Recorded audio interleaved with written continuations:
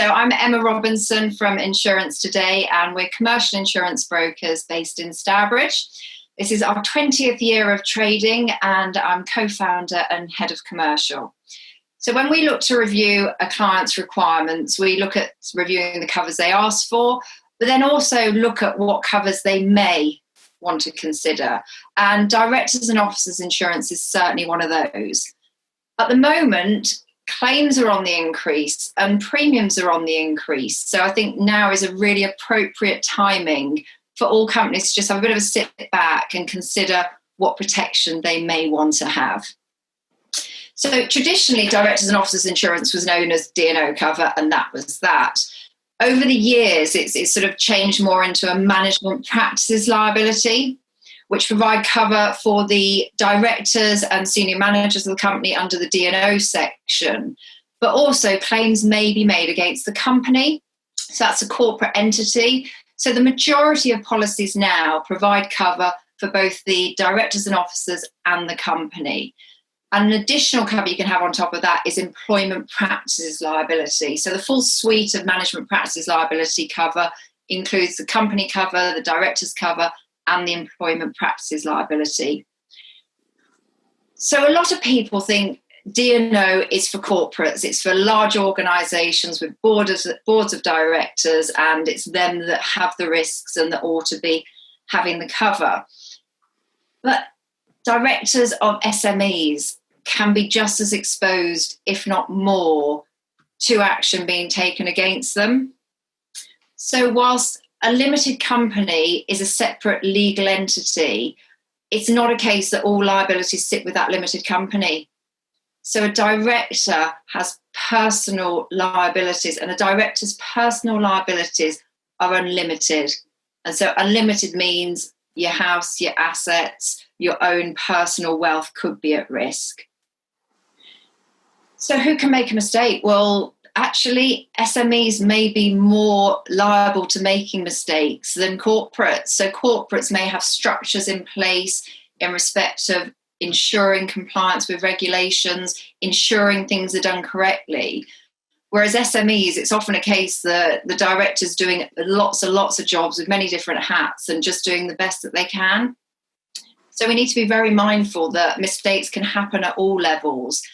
And if mistakes are made, has the company got the resources to defend? If the company has got the resources to defend, do they want to be spending those resources? So a D&O policy provides the legal defence costs if things go wrong. Now, it's not just because a director's done something wrong or a company's done something wrong. So you can get claims and allegations can come in that are defended and prove that no liability attaches. But it can be very, very expensive to prove that you're not liable for something, that you haven't done something wrong. So a lot of people may think, well, I've never had it. Do I really need it? Maybe looking at selling business, retiring, moving on. I haven't had it, so why do I need it?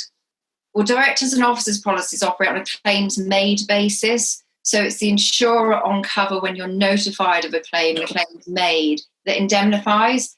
So even if you were to resign as a director today, you could still have claims arising from acts and decisions made many years ago.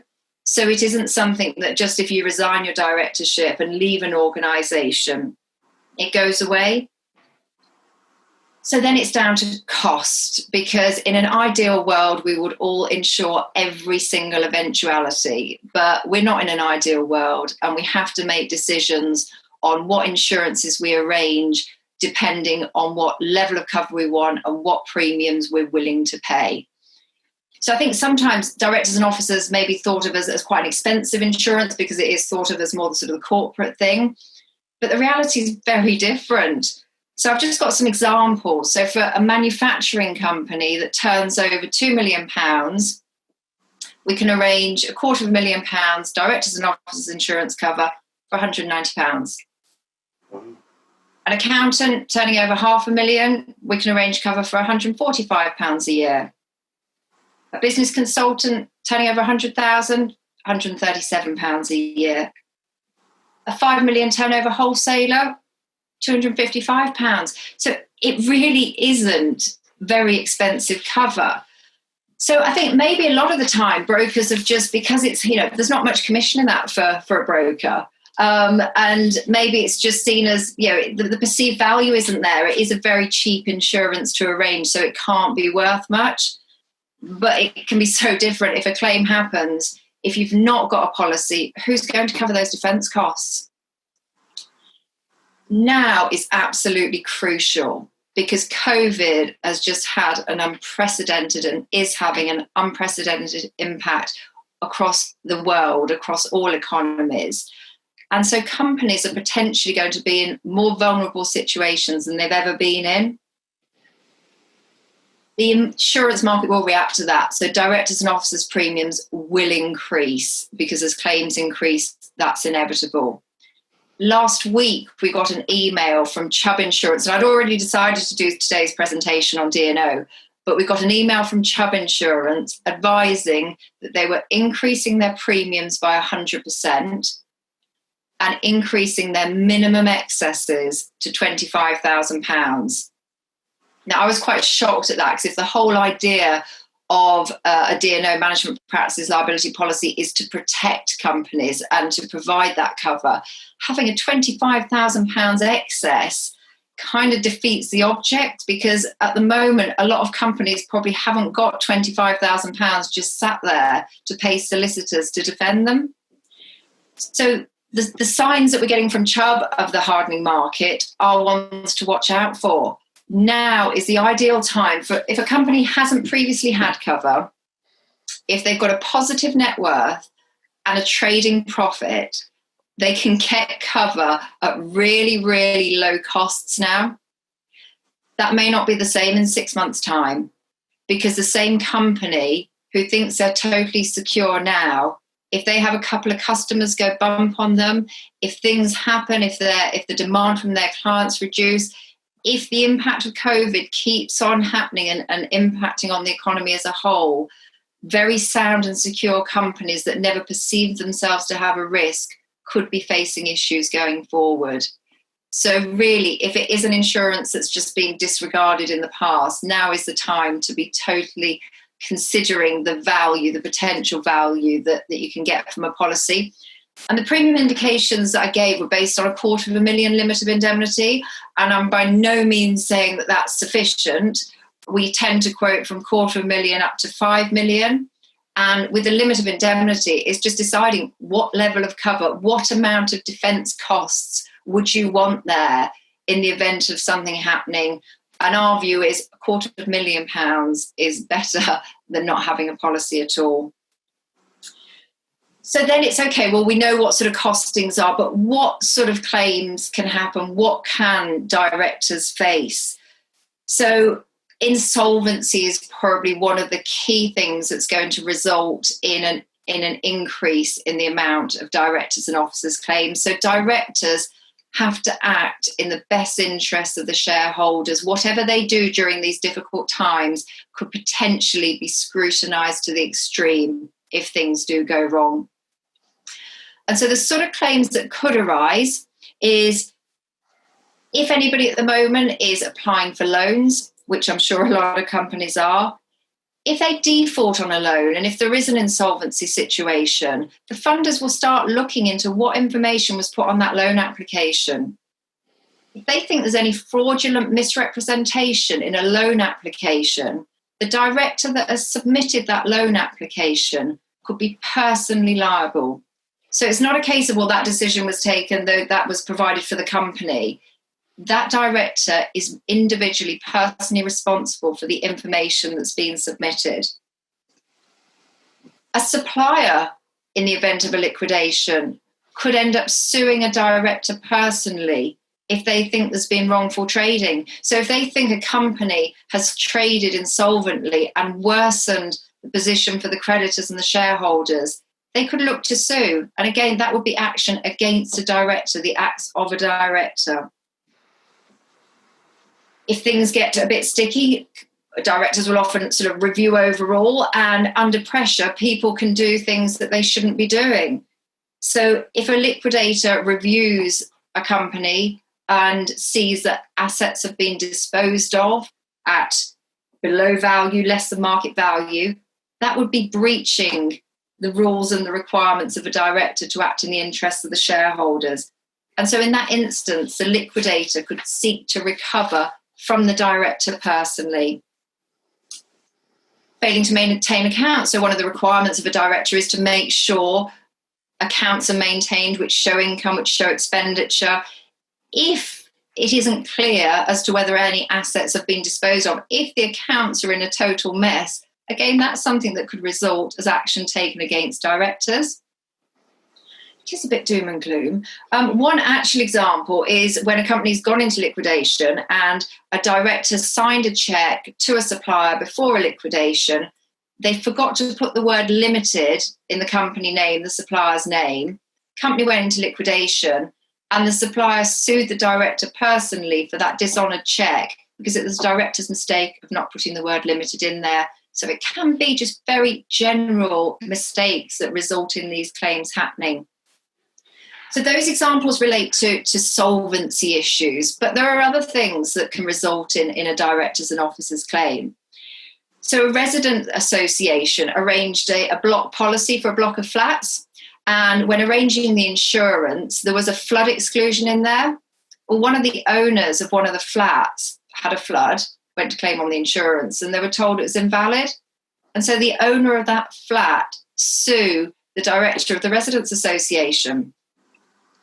In another example, a property owning company had a fire claim and the sums insured were inadequate. Well, up to 80% of properties in the UK are thought to be underinsured by about 45% of their value. So underinsurance is a big, big problem. Well, a director arranged the property owner's cover. The property burnt down and the other directors sued the director that made the decision on the insurance because the director hadn't sought any professional advice in respect to the valuation and had just took it upon themselves to confirm a figure. And these are the sort of situations that when you think about protecting a director and officer, it's just decisions made in the normal course of the business activities that at the time aren't even deemed high risk, but it is all protection against the unknown and protection for the very fact that the buck doesn't just stop with the limited company. Accidents at work, everybody is aware of corporate manslaughter and the responsibility of a company to provide a safe working environment, to risk assess, to take all measures possible to prevent accidents happening. But accidents do happen. And if they happen, the companies are absolutely scrutinised to the extreme by the HSE. They want to know why it happened and could it have been avoided. And if it could have been avoided, it shouldn't have happened. And the HSE can put very punitive fines on companies where there are breaches. Now, a D&O policy provides a defence and it can cover the defence costs. A D&O policy can't cover the fines because those are criminal fines and you can't insure against criminal fines. But if a serious situation happens, you want to know you've got experts on hand that can defend your position. Because for a director, not knowing a dangerous activity was occurring is no defence whatsoever. So you could be a director of an organisation, a works manager may be aware of an activity, not inform the director, an accident can happen, and it's the director's responsibility. So not knowing is no defence at all for directors. And not having the funds, so if work is undertaken in a manner where it could have been undertaken more safely, so for example, work at height using ladders as opposed to scaffolding or mobile access platforms, if an economic decision is taken which overrides a better, more expensive option that would be safer, the HSE just won't accept that. For anyone driving for a company, if it's company vehicles, the requirement for those vehicles to be maintained, for people to be only driving within the time directives they're allowed to. If there are breaches of that, it's probably the transport manager and the director that are going to be involved. So it's potentially a claim against the directors personally and against the company under both sections of the cover. So accidents are one of the key areas, and a lot of people want the D&O cover just so that they know they've got that additional protection in the event of something going wrong. But there's also GDPR, which has gone probably on the back burners a bit with COVID, but the requirements of regulations like GDPR are extensive. And if there is a breach, there are fines, there are costs. Again, we don't think those fines are going to be insurable, because I think they're going to be deemed criminal, because if you can insure them, there's no sort of disincentive or there's no incentive to be fully complying. But it's those defence costs. And it's not just cyber attacks with GDPR, it's accidental sending emails. There's all sorts of things that can happen. Other things, advertising standards. So if you advertise your product does something and it's the advertising standards say, no, we've had these complaints, defence costs under corporate liability for defending your position. Terminating a contract. So if you've got a contract with a supplier that you terminate and that supplier sues you for incorrect termination, the defence costs are there under the corporate liability section. So you'll hopefully never need to find out what all these covers actually are and have a claim. But if you're aware of them, it just makes you more mindful of what scenarios could arise totally inadvertently, even if you're really running your business well and doing all you can. So there are many scenarios that can be covered by D&O insurance. And I think because we're human, there's not really an organisation that wouldn't benefit from having cover. Because standard covers require the trading profit and the positive net worth, now really is probably the best time to be reviewing and considering. And with any optional insurance, we always encourage people to just review the cost-benefit analysis of how much is the premium and is that worth it for peace of mind? Does it help directors sleep better at night? So that's me, Emma Robinson, Insurance Today.